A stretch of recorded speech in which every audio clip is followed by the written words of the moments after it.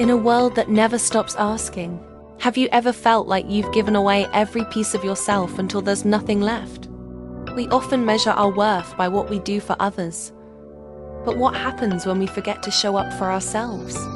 This is a story for anyone who has ever felt lost in the noise of everyone else's needs. A reminder that the most important relationship you have is the one with yourself. A rapid montage of scenes flicker across the screen. We see Elara.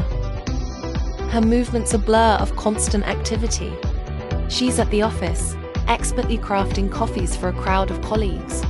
A strained smile plastered on her face. The scene shifts, and she's now running through a supermarket, juggling grocery bags and a ringing phone. An errand for a family member.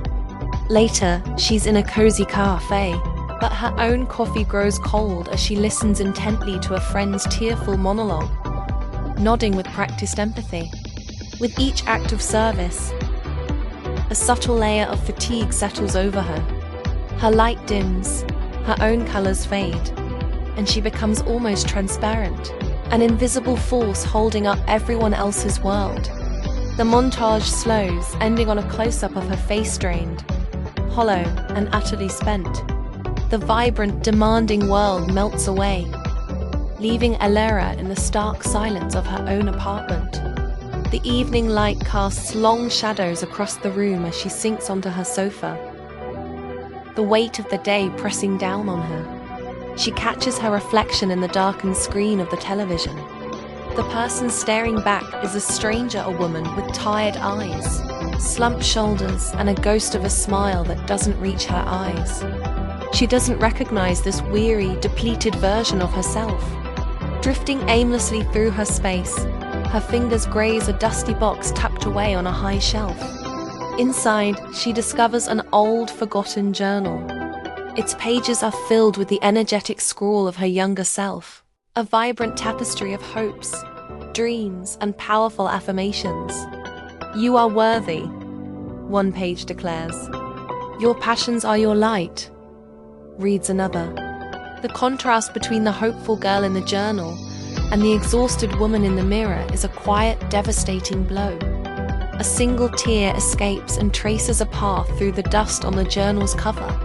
This relic from her past becomes a map back to herself, inspired by the fierce optimism of the girl she used to be. Elara decides to start a quiet revolution, beginning with small, intentional acts of kindness directed inward. The journey isn't loud or dramatic. It's a series of gentle moments. We see her by a window, the morning sun warming her face, as she mindfully savors a cup of tea. Not rushing, just being. Another scene shows her on a walk through a park, her phone left at home, as she pauses to notice the intricate pattern on a leaf. When a message pings on her laptop, an urgent request for extra weekend work, we watch her hesitate, then type a polite, firm no.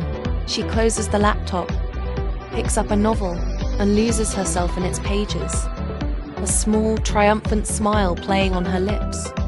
She is slowly, carefully, reclaiming her time and her energy. Her journey of rediscovery leads her to an old, paint-splattered easel hidden in the back of a closet. A long-abandoned passion. A time-lapse captures her tentative first steps. Her initial brushstrokes are hesitant, uncertain. But as she mixes the colors, the memory of the motion returns to her hands. The camera focuses on her face, which slowly transforms.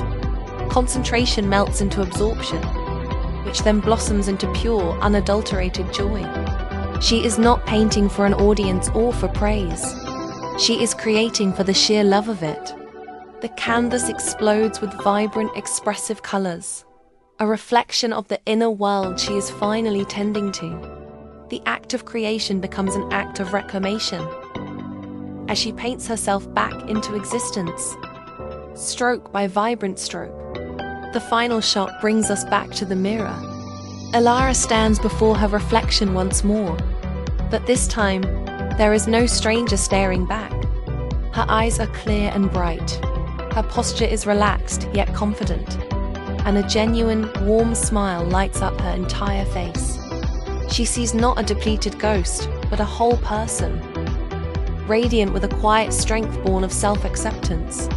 She doesn't need the world's applause to feel seen. She has finally seen herself.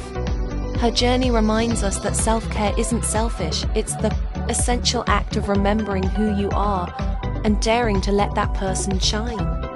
It's about returning home to yourself.